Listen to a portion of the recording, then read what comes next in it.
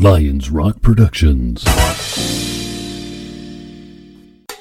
This is Jay Moore. This is Greg Crew. This is Bryce Vine. This is Dexter from The Offspring. This is Nathan This East. is Sebastian Younger. This is Daryl. This is Stuart Copeland. This is Mick Gillette. This is Andy Summit. This is Dr. Bob Greenberg. This is Gabby Reese. This is Rob Bell. Hey, this is John Leon Guerrero. Hey, and this is Pete A. Turner.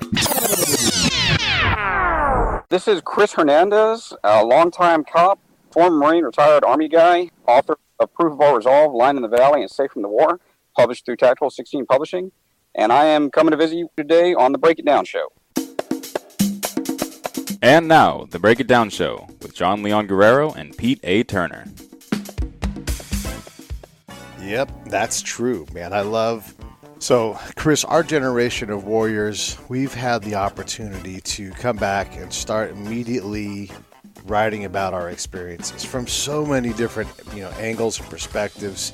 And there's people that actively want to, support us, so they'll just buy it on the strength of our sacrifice. But they're interested in what we do. What's war like? What are we putting these guys through?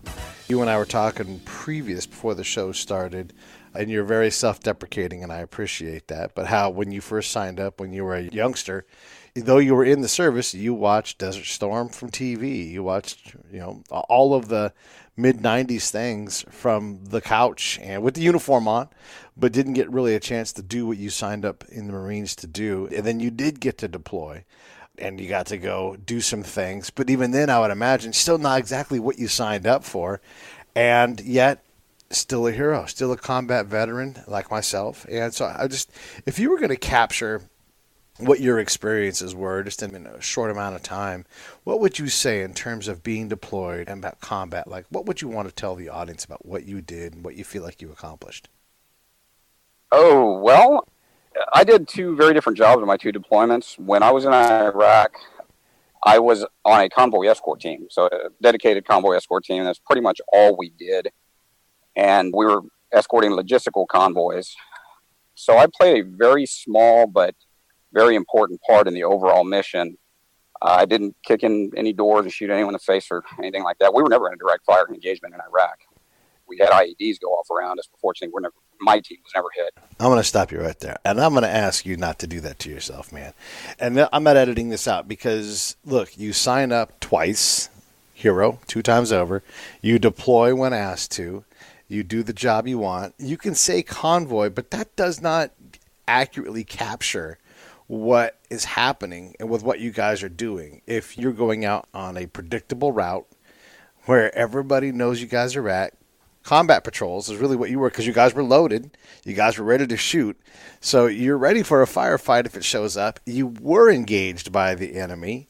And these things, that is what modern combat looks like. I don't want you putting down what you did because, we all got... Hang on.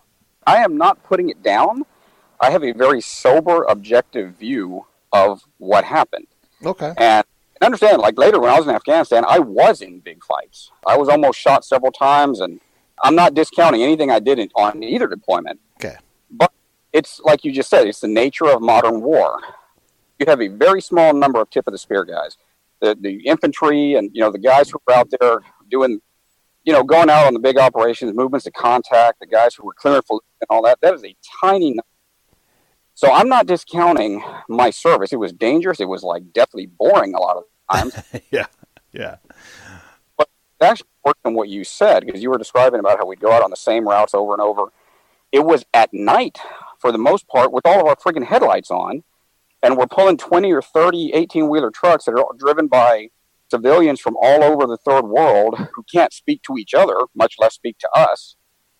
And all that we can do is basically pull them in a straight line and hope none of them break down or hope none of them do something dumb. And I swear those guys could roll a truck while it was parked. So, I'm not discounting my participation, but I also understand, what I did was not at the same level as the guys who cleared Fallujah.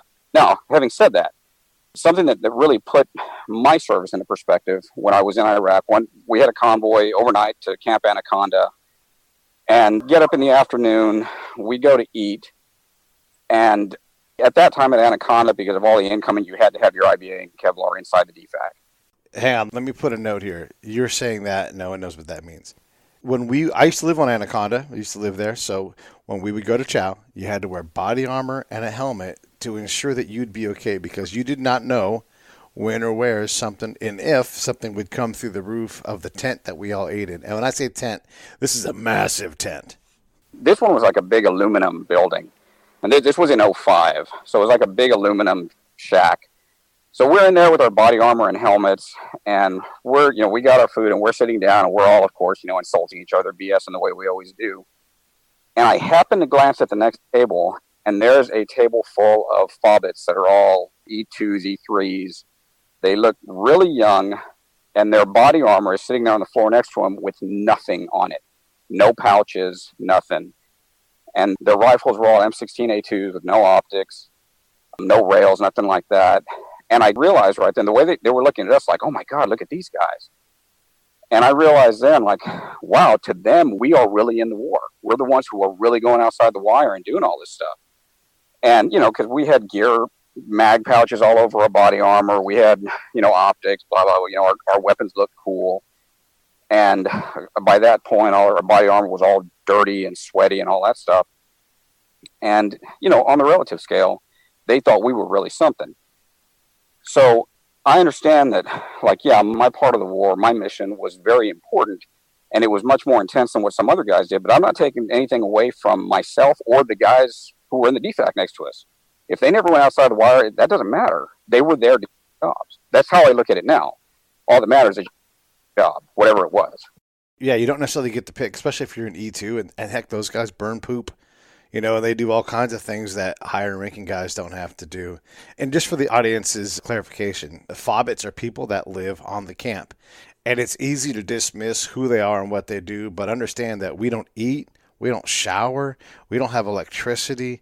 I mean, these people make sure that we have everything we need to survive and to have the best possible life we can have while being away from our families before guys like Chris and I go outside of the camp. And the moment you leave the camp on a regular basis, you're doing something that everybody else is there to support you. So though they are support, and though they are fobbits, and sometimes they get a cantankerous attitude about being called that or what they do, like you're saying, they play an important role. And in '05, we were still like figuring out what it meant to put a kit on everybody. And so there were people with older rifles. There were people that we don't have enough pouches because the guys going out the door into Indian country, they all have to have pouches. So you guys are going to be, you're not really going to have a kit. And let's be honest, at that point in time, that is more important. So I get that. Talk to me a little bit about Afghanistan. Okay, so totally different situation when I was in Afghanistan. I was a tanker in the Guard when we deployed in '05. But ever got in tanks, we were, dedicated convoy escort. And while we were in Iraq, through another, Army good idea reorganization, they got rid of all of the Texas Army National Guard's tanks. So we went from actually being the largest armor division in the world to not having a single tank. I got back. So we transitioned. I became a cavalry scout, which I don't know what your MOS was, but I kind of thought Cav Scout was the stupidest MOS in the world in an asymmetrical war. And I wound up transitioning to human intelligence, to specifically so I could deploy to Afghanistan with a Texas National Guard unit, an MI unit. So I wound up going to Afghanistan. I wound up on a French firebase. And I was really, on the way out there, I was like, holy cow, this is going to suck. These people don't want to fight. I'm going to wind up in doing some terrible, crappy job that I don't want to do. And I was totally wrong on that. The French Army were fantastic people to work with because I was actually a frustrated tanker and not a real intel guy. I didn't show up with an intel mentality, stereotypical intel mentality. I showed up asking the infantry units, what do we need to do to help? And when can we go with you to see what is it you all do, the actual AO was like. And we wound up out on missions with the infantry 2, 3, 4 times a week. We wound up in the big operations with them. And because of the weird circumstances there, French Marines came in. I made friends with the snipers. And next thing I was an SDM. I was going out on missions with the French snipers. And it was just a total kind of a fluke, the way that deployment worked out. That kind of thing I think would never happen again. And it was just awesome, amazing experience with some pretty crappy days thrown in. But overall, it was just amazing. So you guys are going out several times a week and you're patrolling. What kind of patrols are these? Are these designed missions to go from the camp to a designated targeted area? Are you guys doing presence patrols? What kind of patrols are you guys doing? For the most part, they were presence patrols. They were mixed with the Afghan Army, with the American Embedded Training Team. And one thing I kind of like to throw in, the American Embedded Training Teams, when I first got there, they were all active duty Marine Corps. Then they transitioned to active duty Marines with reservists, and then active reserve and Army National Guard. And then at the end of it, it was all Army National Guard. And in '05, there was constant crap about, oh, you're just National Guard, you're not a real soldier. Back when I was a Marine reservist, there was constant crap about, oh, you're just a reservist. In Afghanistan, I never heard that stuff. It was, nobody cares. Can you do your job? Can we trust you? That's all that matters. And so we were out with the Afghan Army, the French Army, and the American embedded trainers. And I would generally wind up embedding with the embedded trainers to go on the missions. And they were mostly presence patrols. But if you look up on Wikipedia, the Battle of the Alisay Valley, that was a huge multi-battalion operation to invade a Taliban-held valley. I got to tag along for that. That was pretty interesting. We were in another couple of pretty big fights. And yeah, it was just an all-around interesting deployment. So, okay, you go from your basic armorer job, and I'm saying basic in terms of your job was to run an arms room, run ranges, get people, making sure that the guns that belong to the commander operated every day. My brother did that job in the Marines. Then your job was tanker, and you really, look, let's be honest, tanks are not quite obsolete on the battlefield, but there's a reason why you guys aren't the biggest tank unit in the world anymore because, people just don't get in tanks very often and get, like, a tank-on-tank fight for us is going to be a shock when it happens. We're betting that most likely isn't going to happen. I'm not speaking for you as a tanker, but dismount before death is over. Like, it's just like, hey, you know what? We all been dismounted a lot more. And then you went out and you got your beak wet out doing human collection.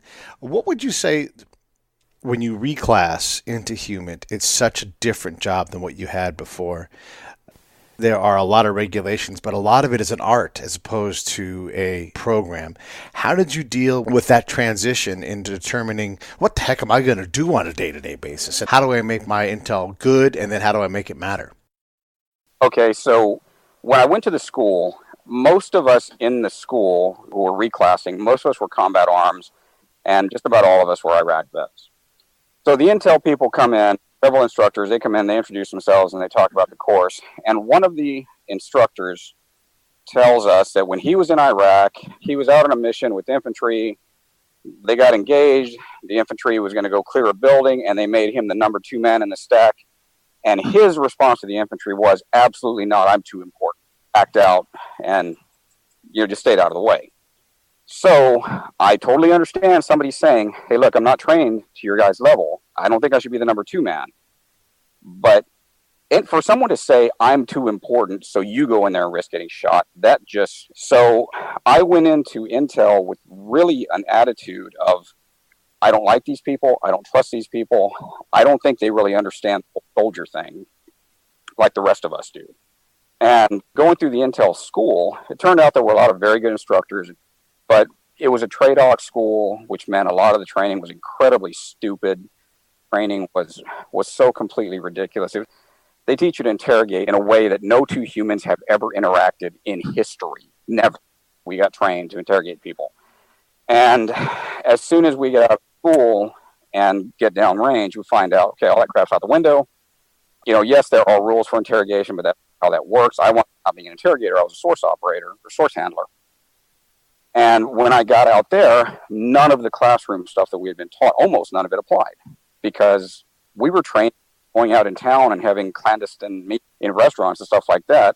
Well, northeastern Afghanistan, you're not going to do that. So changed it all up. And that was why when I first got there, I just went around to all the different elements, the different units and teams that were there on the firebase and said, hey, I'm the intel guy. I'm here to support y'all. What can I do?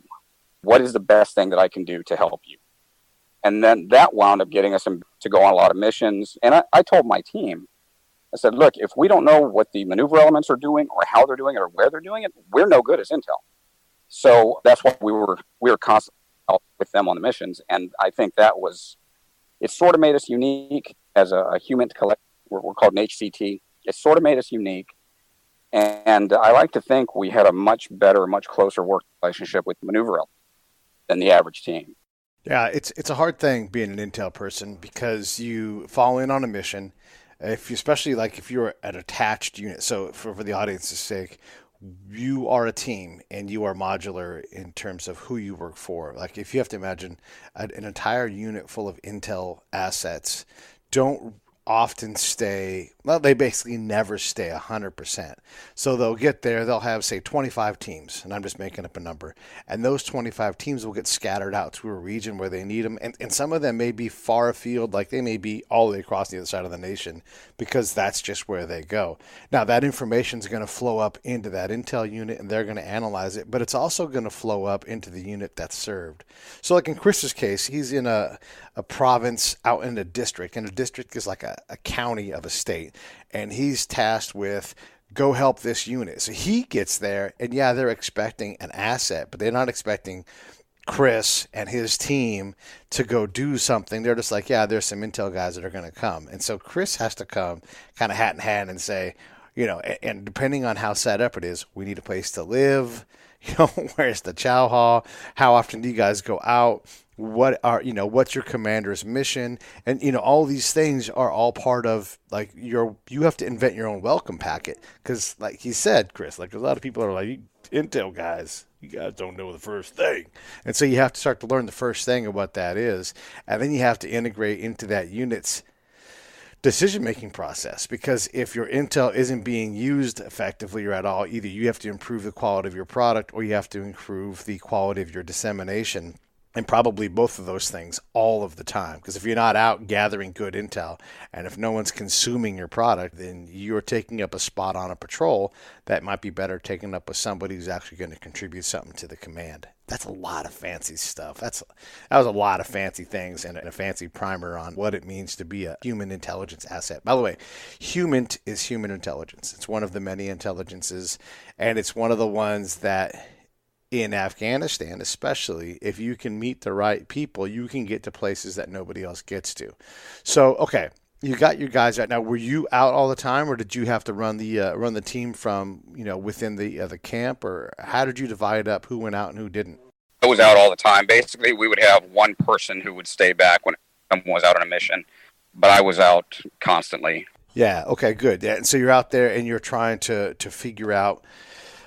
Were you guys collecting at all on the assets that were collecting on you guys? Were you working on any of that, or was it more threat driven? And I don't want to get into classified territory, and that's easy to do. But well, it's not so much getting into classified territory, but in the Army, counterintelligence is very distinct. So if you have someone who's collecting on us, that has to go to the counterintelligence guys, and the counterintelligence people are, they're like a bunch of artists.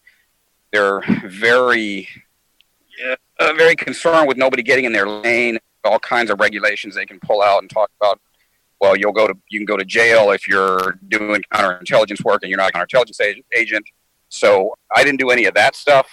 We dealt with the usual reporting of enemy movements, plans, munitions coming to the AO, into the area of operations, who the leaders were, things like that. So tactical level intelligence, is, again, for the audience, is the immediate stuff. It's not, let's find ourselves a source inside the Afghan national government who's going to tell us things they might not otherwise do. Like that. Just in terms of this conversation, you're talking long-term versus immediate term. All right. So, look, you get reclassed into human. It is not an easy thing. It is an art. And it's one of those things, like you said, you go to the schoolhouse and they do their best to give you the tools, but they have no idea what you're going to fall in on, province to province, district to district in Afghanistan or Iraq or wherever you go. It's going to be different. So a lot of this work on developing yourselves is on you. You're the team boss, right? Okay. So how do you know this going in? Like, we don't know the first fucking thing about collecting. How do you get your guys to be good collectors?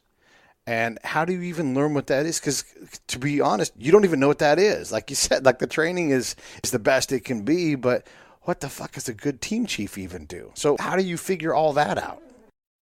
Well, I would have to disagree with you on one thing. We did not get good training. We got TRADOC training That is training and doctrine command, something like that. It is the cookie cutter training. It applies to almost nothing in real life. So the training was not worth a whole lot. Not as far as learning the art of collecting intel. We learned all about security regulations and the classifications, what the rules are, but we didn't learn how to actually talk to people or, how to actually get things done in theater. So I show up, and this is pretty funny. I graduated from Intel school at the end of December of 2008. At the beginning of February, I was not only in Afghanistan doing the real job, I was the team leader over a couple of other guys who also were brand new, just out of school. So none of us had any experience. And that's why I just had to go around and ask people, what do I do? What do you need me to do? We actually were lucky to fall in on a team that was already there. We relieved them.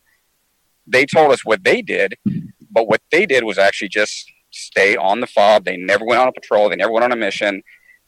Took information, wrote reports, and that was it, which is, I guess that's all you're required to do, but they weren't operating with the other elements on that fire base.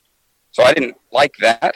Started making friends and asking people, hey, what do I do? We went through a pretty difficult learning process of figuring out what is actually important, reportable stuff, and what's just a bunch of crap that just clogs up the system. And it took us months to figure that out. And I think I actually got to be really good, and we as a team got to be really good at intel a week before we came home. Nice. You got there.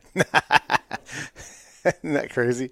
You finally get connected. You finally understand what's going on. And that's the pace of our rotations, right? It's in and out just as soon as you feel like you're getting loose. Never to come back to that area again, at least, not by design. All right. So we went through a lot of that stuff just to kind of give an audience a chance to understand what a guy like you goes through. Because like you said, you're a regular dude. You're not a special operations person, but you have been out. If you're not on the tip of the spear, you're definitely on the shiny part of the tip of the spear. Maybe you're not part of the stick, but you're out front because you're getting shot at and everything. And that certainly counts, man. Let's talk about how all of that turned into, how does a cop grandpa decide that he needs to write some combat fiction type books? So when I came back from Afghanistan, really conflicted place. Okay, I was extremely proud. I still am extremely proud of my service. I made, lifelong friends. Among the French, I have a bunch of French buddies and a bunch of couches to crash on in France anytime I want. I came back extremely proud, but also extremely frustrated by what felt like our absolute inability to accomplish anything. And it really felt like, half of the chain of command and all the regulations that are invented needlessly to control us are actually working directly against us. And there was one particular incident or one of the fights we were in, where an American was killed, and it was it just felt like it was so pointless. It was that motivated me to get started writing. And the first book I actually wrote was a cop story, with Afghanistan was sort of the backdrop about kind of why this cop was so pissed off. And eventually, after I made pretty much every mistake a new writer can make in writing that book, including making it way too long, I cut out all the Afghanistan stuff and made that into its own book. And that was Proof of Our Resolve. Nice. Okay, so Proof of Our Resolve. Give us a real quick synopsis of what that book's about so the audience can know where to go. And by the way, you're a Tactical 16 author, so if you guys want to find more about Chris's story, of course, you can hit me up on Twitter at Pete A. Turner. You can go to Chris's Facebook page, and you can also grab him there. But you can also go to Chris's website. He's got a blog there. You can buy the book there, and it's simply ChrisHernandezAuthor.com. Nothing complicated in the spelling that. It's just ChrisHernandezAuthor.com. So you can buy his books, Lion in the Valley or Proof of Our Resolve, right there. You'll click through to Amazon and you buy the book. And then here's the thing, okay? When you guys buy Chris's book, you're helping out one veteran author, which is already commendable. You're also helping out Tactical 16, which is veteran owned, and those guys give a better deal, make publishing more accessible to these guys who are writing books.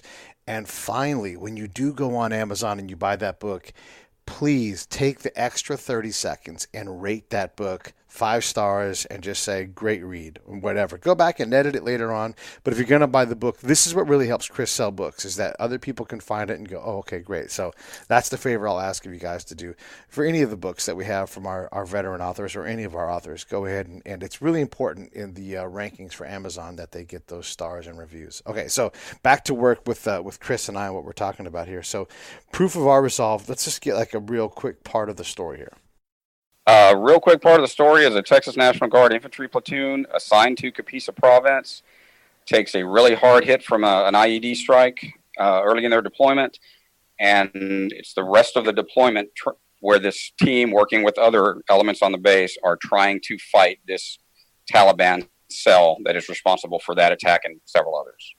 So you would never know this, but how coincidental and funny is this? You are the second person to be on this show this week, in the last 2 days, to talk about Capisa province. Dr. Brian Price is a peer of mine. He went out to Capisa, among other places, and embedded with the French and worked with them also. So just a funny note that these things are out there. Okay, and then give us Line in the Valley. Give us a little synopsis on that. What's this slug line?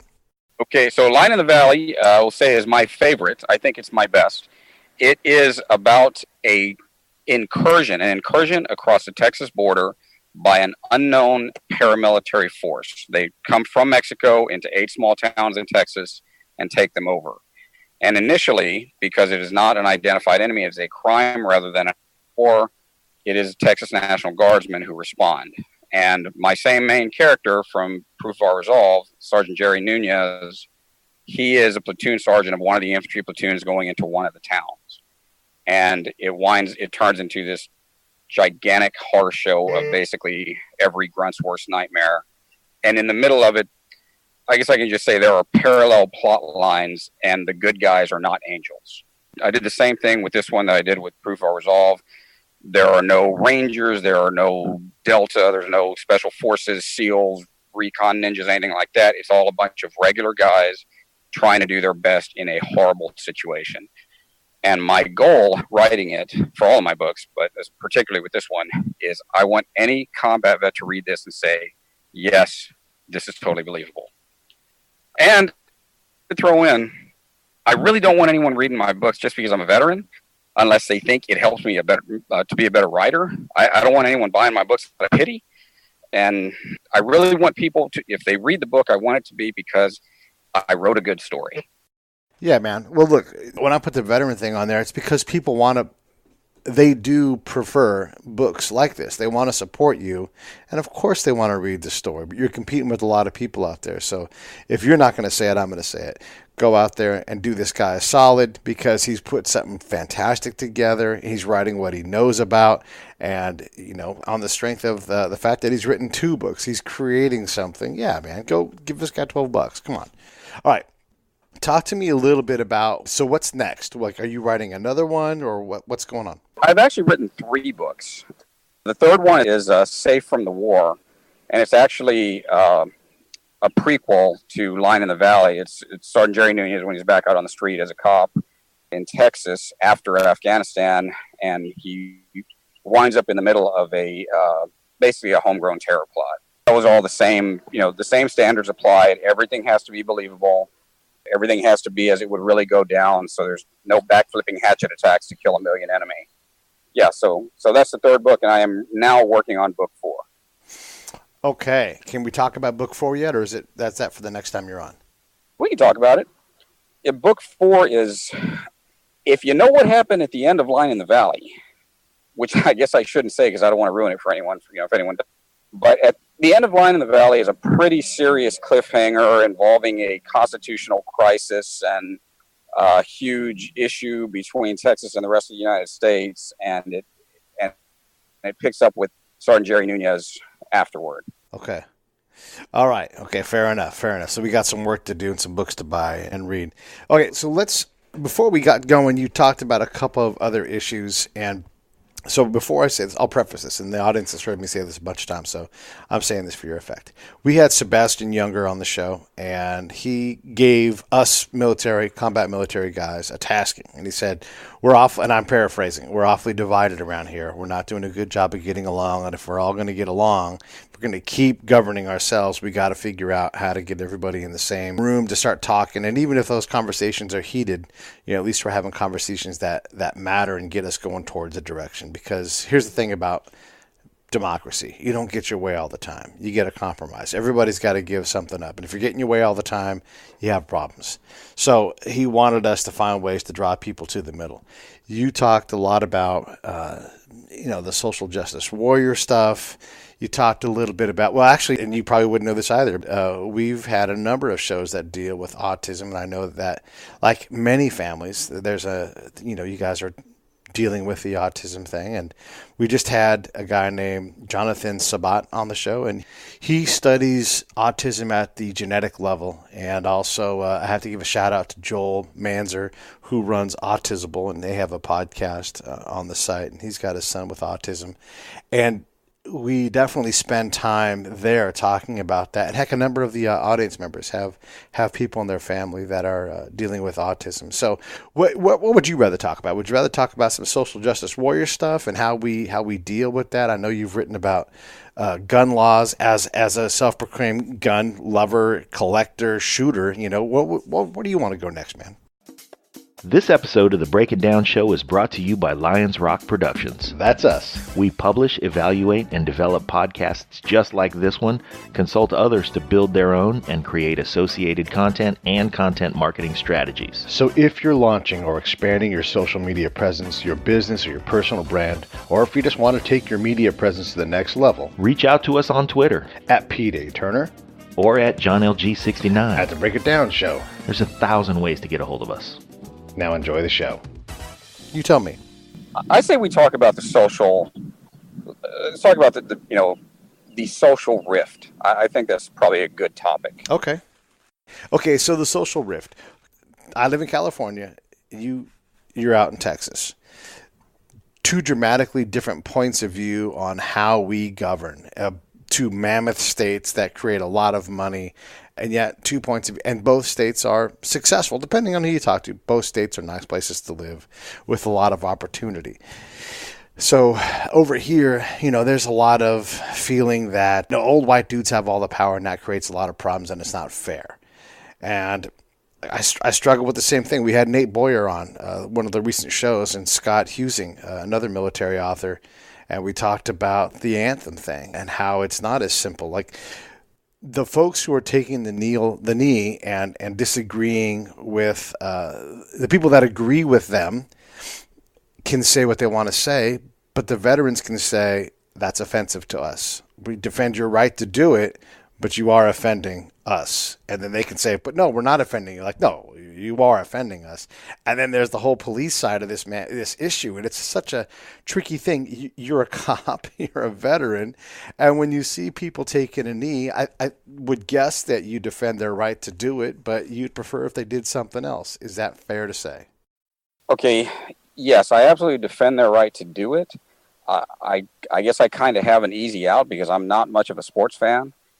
I wasn't watching football to begin with. I've never had a very high opinion of the NFL or players in general, which is probably a bad generalization. But, there's growing up in a family that did watch football, I constantly heard about this guy got arrested for drugs, and this guy got arrested for rape, and this guy got arrested for beating his wife. Oh, and they hired him right back on the team or whatever. I guess I didn't really expect much. But what was frustrating to me about the whole kneeling thing was that these are among some of the most privileged and most successful people in the nation. And if you want to look at sort of like shallow metrics and say, the police officers are killing more minority suspects than they are white suspects. Okay.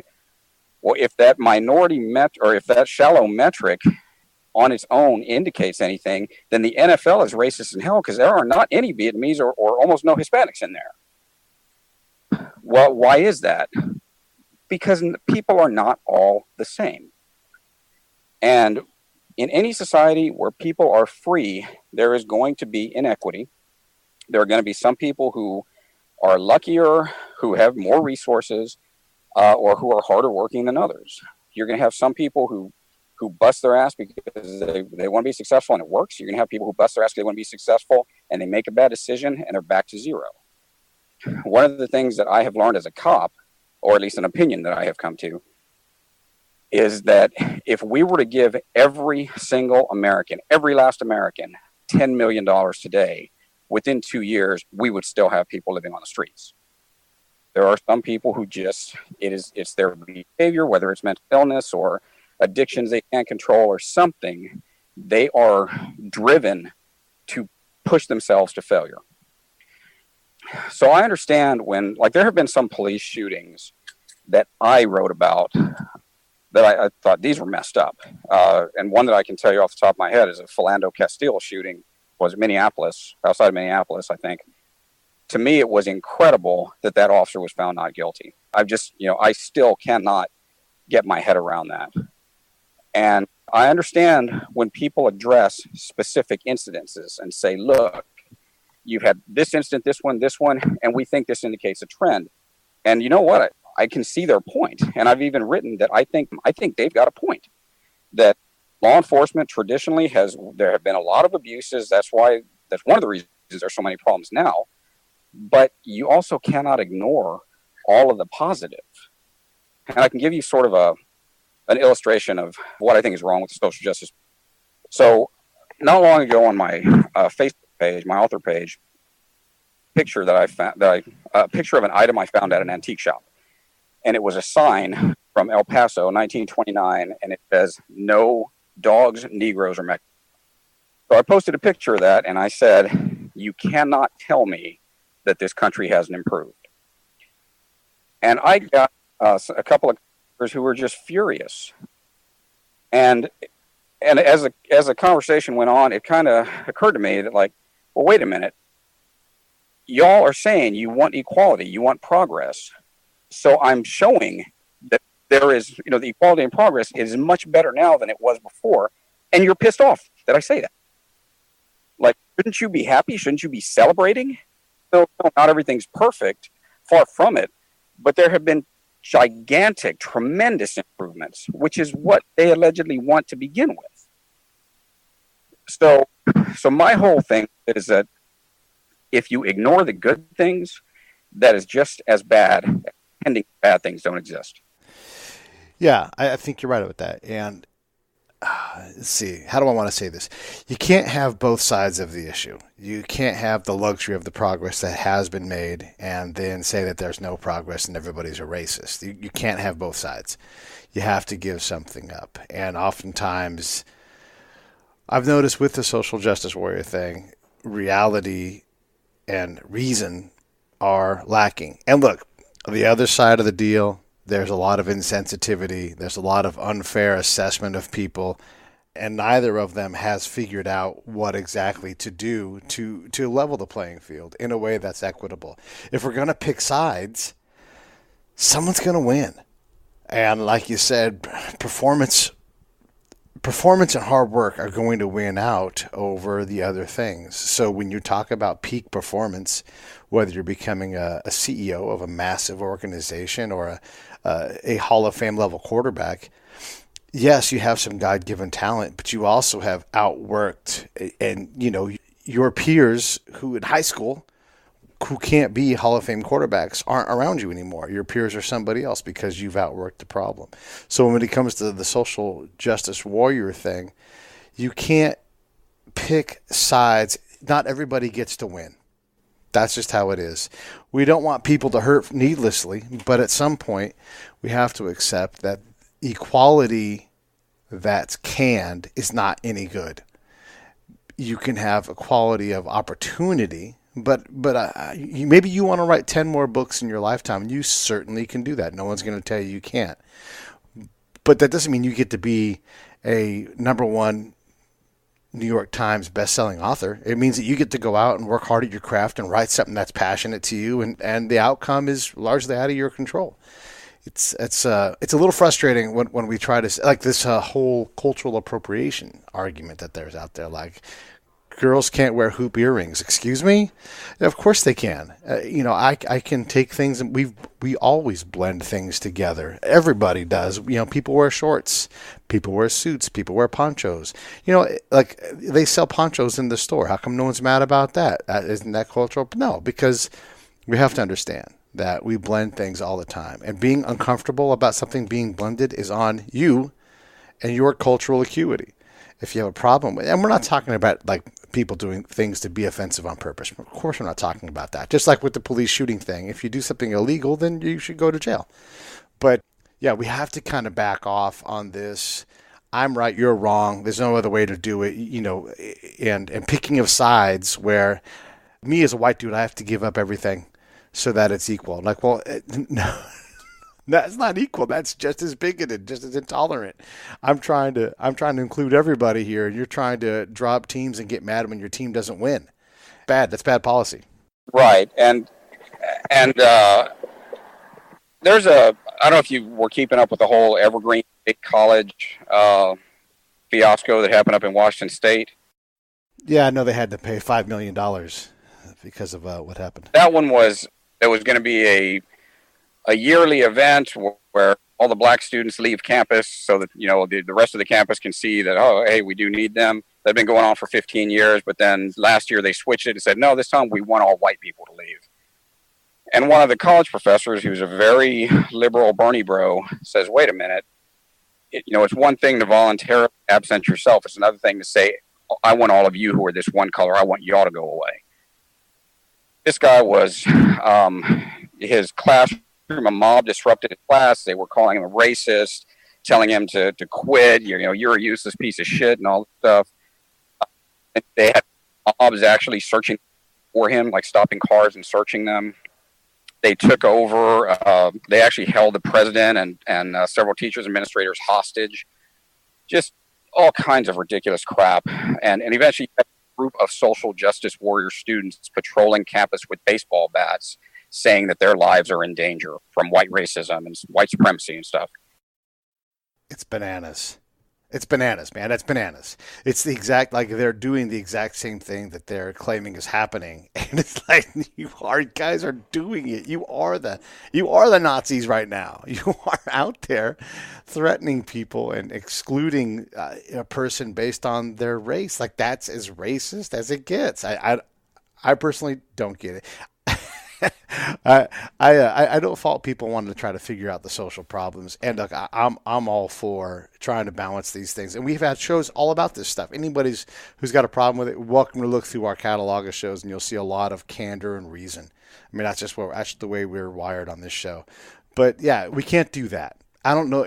For everything I've read, and I had to stop reading this stuff about Evergreen College because it just doesn't make sense to me. Like, you can't demand equality as you throttle someone else's equality. And it's the same thing with the gun rights thing. Like, if you're going to trample on the Second Amendment, let me say this in a different way. If you're going to modify the Second Amendment or ignore pieces of it to reduce the access to guns because it's an obsolete piece of legislation from, a time before automatic rifles, well, then the same thing is true for free speech, for due process, all these other things. They're all, in effect, ancient laws. So if someone's so crazy they can't own a gun, aren't they too crazy to vote responsibly? Like, if you start trampling on rights, you have to say, what other rights are we going to mess with? What are we going to trifle with to try to figure it out and keep the balance? And it gets really hard when you do that because you shouldn't stick your arm out and snatch somebody's rights from them. So I can appreciate the challenges that people go through and their desire to find ways that are equitable. But you also need to find ways that create opportunity. We have a little bit of socialism in our government. We have a little bit of fascism. We have a little bit of democracy. We have a little bit of a lot of things. But we seem to strike a fairly decent balance. Are we the best country in the world? Whatever. You can say we are, you can say we aren't. But we're certainly not the worst. And we have, 3 different freedoms that are protected through our different legislative documents. So that's pretty rare. And you and I both have been to terrible places where freedom isn't that. And they define freedom differently, and we all wouldn't like to be there. So it's a challenging thing, man. Are you going to write a book about some of this stuff, do you think? I don't know. Really, I don't have the academic to write on a very academic topic, and one of the things that I am learning as I listen to people like that evergreen professor Brett Weinstein, a few other very intelligent, very good speakers. There's science. This has been studied scientifically, and I don't understand all of that. I don't know all of that stuff. I think I have a good gut level understanding of it at the human behavior level. But I couldn't put that into words the way somebody with more education could. So I think right now the best thing for me to do is stay in my lane, stick to writing about what I know. Fair enough, right? Staying in your lane, writing what you know. I think you could write a great fiction story though that covered those things, but you know what you need to write about, and I'll let you tend to that. Hey everybody, he's Chris Hernandez. He's a Tactical 16 author, written 3 books, and I'm excited to dig in and start reading, especially this Line in the Valley. I'm interested in how that one goes. What else do you want to say in closing, man? How else can we be of service to you and for the audience in general? I'm going to say thank you for your service because you're an awesome dude, and I appreciate you taking time to hang with us. What else do you want to say in closing? Well, first I want to say thank you also, right back at you. Hey, what you're doing. I would just say the day that we were first supposed to do this interview, I found out that day, and it would have been probably a bad day for an interview anyway. I found out that day that one of my Afghanistan friends committed suicide. And I've been lucky. He's the first guy I served with who's committed suicide that I'm aware of. And in his case, again, as far as I'm aware of, it was not PTSD. He wasn't out there in combat. He just had some personal issues. And one of the things that I have been kind of trying to fight is the perception that all of us are screwed up. And I guess maybe talking about this veteran suicide is a weird way to illustrate it. But, we as veterans, we're just as diverse as the rest of the population, maybe a little bit less diverse because we have this, this common experience, but we're just about as diverse as the rest of the population, and so are our problems. And I really would like the public to understand that when we come back from a deployment, if we're angry or sad or depressed, whatever it is, that's not necessarily PTSD. And I would just like the public to understand that we go through a period of adjustment and of reckoning with what we just experienced. And the more intense your experience, the longer or maybe the harder that reckoning period is. But I would like for the public to understand that if they see a veteran going through some kind of issues, that it doesn't necessarily mean they're psychologically damaged, and it doesn't mean it's permanent. In a lot of cases, it just means they need to work through it. And I definitely went through that after both deployments. I'm probably still going through it to some degree. It's not a disability. It's not damage. It's because of an experience I had that made me into a better person, even though it was hard. And even though it's left a mark, I would not change. I would not trade it for anything. Scott Husing was on the show the other day. We had Nate Boyer on, and he talked about General Mattis, Secretary Mattis, calling it post-traumatic growth. We've had challenges. We've had to get past them, and we're all still trying to figure it out. It's like everybody else. So, yeah. And in general, if you know somebody that is struggling, take a moment, check in on them, make them get up and do something different. It's just try to be part of their lives. And some folks you can help, and some folks you can't. Some folks they can't. But for your own goodwill and for the person that you can help, do a little something extra. See what it takes. Maybe it's an extra long hug. Maybe it's a call once a week or something like that. But maybe it's coffee. Who knows? But get out there and help someone. Not even a veteran. Just someone who maybe is feeling down a little bit too much lately or going through a tough time. All right, Chris, man, thank you very much for coming on the Break It Down show. I do appreciate you. You've done a great job. I'm going to get on there, and I'm going to actually buy one of the books and read it when I go up to Lake Arrowhead next week, and that'll be part of my vacation. I don't typically read too much fiction, but my interest is piqued, and so I want to read about it, and I will definitely be rating and reviewing on Amazon because I dig what you do, man. Thank you, Pete. I appreciate it. All right, man. Take care.